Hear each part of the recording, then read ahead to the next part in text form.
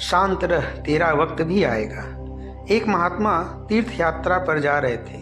रास्ते में एक व्यक्ति मिला, वह रो रहा था। यह देखकर महात्मा वहीं रुक गए और उस व्यक्ति के पास जाकर उसके दुखी होने का कारण पूछा। वह व्यक्ति अपने आंसू पोंछते हुए बोला, मैं यहीं पास के ही गांव का रहने वाला हूँ। मेरा नाम रमेश है। मैं जो भी काम करता हूँ उसमें असफल हो जाता हूँ। व्यापार के चक्कर में मैंने अपनी माँ और पत्नी के गहने बेच दिए, अपने परिवार को खो दिया। मैं अपना घर और खेत भी गिरवी रख दिया। मुझे तो लगता है कि मेरी किस्मत ही खराब है।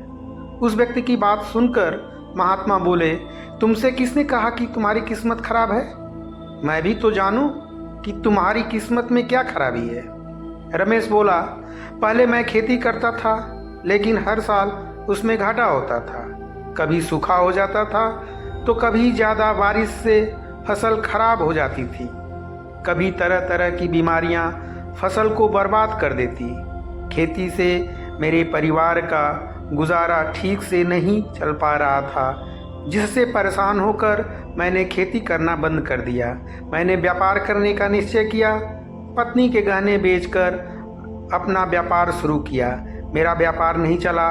शुरू में तो मेरे परिवार वालों ने मेरी आर्थिक मदद की, मेरा साथ दिया, लेकिन जैसे जैसे मुझे नुकसान होने लगा, मेरे परिवार वालों ने मेरा साथ छोड़ दिया, मुझसे दूर हो गए।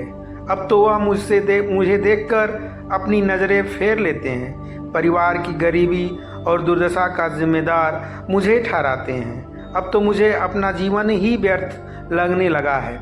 अक्सर मेरे मन में ख्याल आता है कि अपना जीवन ही खत्म कर लूं।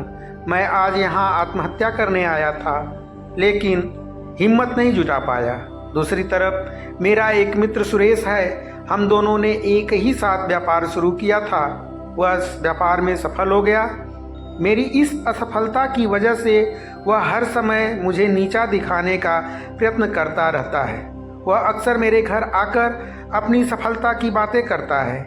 मेरे घर वालों को बताता है कि कैसे उसने इतनी मेहनत करके इतना अच्छा व्यापार बना लिया।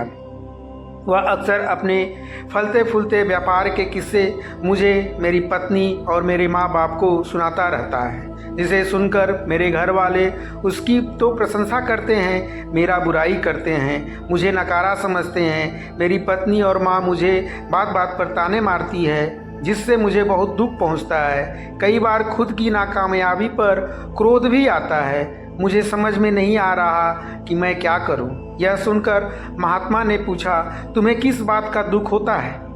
अपने असफल होने का या फिर मित्र सुरेश के सफल होने का? सच कहूं तो मुझे अपने असफल होने का उतना दुख नहीं होता है जितना कि मित्र सुरेश के सफल होने का होता है। महात्मा ने अगला प्रश्न किया, अगर तुम्हारा मित्र सुरेश व्यापार में असफल हो जाता और तुम सफल हो जाते तो क्या तुम खुश होते? रमेश ने कहा, हाँ, मुझे बहुत खुशी होगी। महात्मा बोले, इसका मतलब कि तुम्हारा खुशी तुम्हारे मित्र सुरेश पर निर्भर करती है। अगर वह चाहे तो तुम्हें खुश कर सकता है, वह चाहे तो तुम्हें दुखी भी कर सकता है। तुम स्वयं से न तो खुश हो सकते हो और ना ही दुखी हो सकते हो। महात्मा की बातें सुनकर रमेश कुछ देर के लिए सोचने लग गया और फिर बोला, आपकी बातें सुनकर मुझे कुछ आशा बन रही है।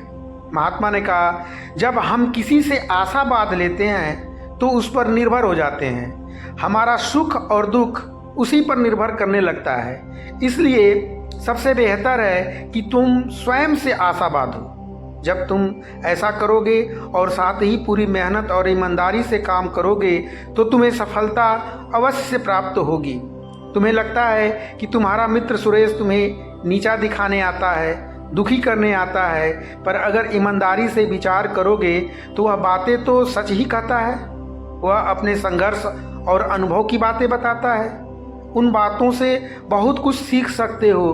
तुम्हें तो इसके लिए उसका धन्यवाद करना चाहिए। तुम्हें घर बैठे इतने सारे अनुभव मिल रहा है, तुम्हें उन अनुभवों का लाभ उठाना चाहिए।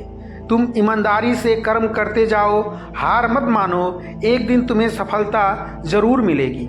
आज तुम जिसे अपना बुरा वक्त या बुरी किस्मत कह रहे हो, एक दिन यह बदल जाएगी। इसी के साथ तुम्हारे सोच और विचार भी बदल जाएगा। जब तुम्हारा अच्छा समय शुरू हो जाएगा, तब तुम्हारा मित्र सुरेश भी तुम्हें अपनी सफलताओं की कहानियाँ नहीं सुनाएगा। तब वह तुम्हें अपनी असफलताओं और परेशानियों की बात कहेगा। तुम उसकी बातें सुनकर भ्रमित हो जाओ, तुम्हारा आत्मविश्वास डगमगा जाए, तुम गलत निर्णय ले सको, लेकिन उस समय भी तुम्हें अपने ही बुद्धि का प्रयोग करना होगा, स्वयं पर विश्वास रखना होगा। जिस प्रकार तुम्हारा मित्र आज तुम्हें दुखी करने आता है, वैसे ही वह उस समय भी तुम्हें दुखी करने आएगा, क्योंकि जिस तरह उसे दुखी देखकर तुम्हें मज़ा आता है, ठीक उसी तरह उसे भी तुम्हें दुखी देखने में उतना ही मज़ा आता है। रमेश ने कहा, आपने सही कहा महात्मा, लेकिन मेरा सबसे प्रमुख दुख यह है कि मेरे परिवार के लोग भी उसमें शामिल हैं। वास्तव में मैं तो अपने परिवार के लिए अच्छा करना चाहता था, उन्हें खुश रखना चाहता था, लेकिन वह भी मेरी भावनाओं को नहीं समझ रहे हैं, मुझे ही गलत कहते हैं। पिछले कुछ समय से तो वह मेरे साथ भी नहीं है। महात्मा ने रमेश को समझाते हुए कहा, हम हमेशा चाहते हैं कि हम जो कुछ भी करें लोग उसके लिए हमारी प्रशंसा करें, लेकिन आमतौर पर ऐसा नहीं होता। लोग हमारे प्रयासों की तारीफ नहीं करते, जिससे हम दुखी हो जाते हैं। हमें लगने लगता है कि हमारे मित्र, रिश्तेदार, घर वाले सब स्वार्थी हैं। लेकिन अगर तुम किसी को अपना परिवार मानते हो और उसके लिए कुछ करना चाहते हो, तो फिर तुम ऐसा क्यों सोच सकते हो कि तुम दूसरों के लिए कुछ कर रहे हो। वास्तव में तुम अपनी खुशी के लिए कुछ कर रहे हो, क्योंकि उन्हें खुश देखकर तुम्हें खुशी होती है।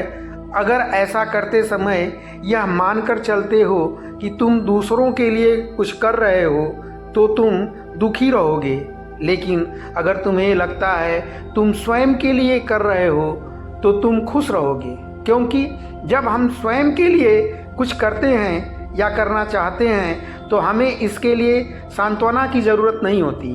महात्मा की यह बातें सुनकर रमेश के चेहरे के भाव पूरी तरह से बदल गए। उसने कहा, आप सही कह रहे हैं। मैं समझ गया कि अब तक मेरी किस्मत इसीलिए खराब थी क्योंकि वह दूसरों के हाथ में थी।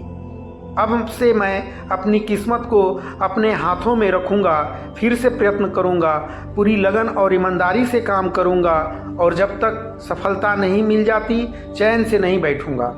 रमेश की बात सुनकर महात्मा मुस्कुराए और उसे एक छोटी सी डिबिया देते हुए कहा, इस डिबिया को हमेशा अपने साथ रखना। इसमें एक ऐसा मंत्र है जो तुम्हें किसी भी दुख से बाहर निकाल लेगा, लेकिन इस डिबिया को तभी खोलना जब तुम्हारे सारे रास्ते बंद हो जाएं, कोई उम्मीद नज़र न आए और तुम्हें लगने लगे कि सब व्यर्थ है, यह दुनिया व्यर्थ है और यहाँ रहना भी व्यर्थ है।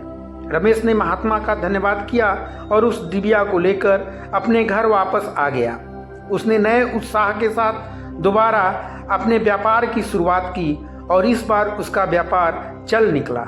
अपनी मेहनत और लगन के बल पर बस कुछ ही सालों में वह एक महान व्यापारी बन गया।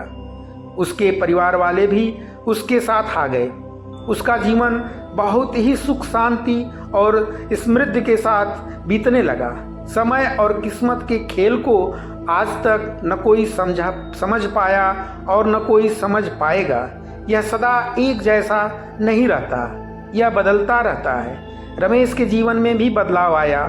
वह जिस राज्य में रहता था, उस राज्य पर पड़ोसी राज्य के राजा ने हमला कर दिया। हमले और लूटमार में रमेश का सारा धन भी लूट लिया गया। उसकी दुकानें और घर सब जला दिया गया। जान बचाने के लिए वह अपने परिवार के साथ वहां से भाग गया। रमेश अपने परिवार के साथ कई दिनों तक इधर उधर भटकता रहा। वह दाने दाने को मोहताज हो गया। वह बुरी तरह से टूट गया। ऐसे में उसे एक बार फिर से निराशा ने घेर लिया। उसे लगने लगा उसका जीवन व्यर्थ है, सारी दुनिया व्यर्थ है।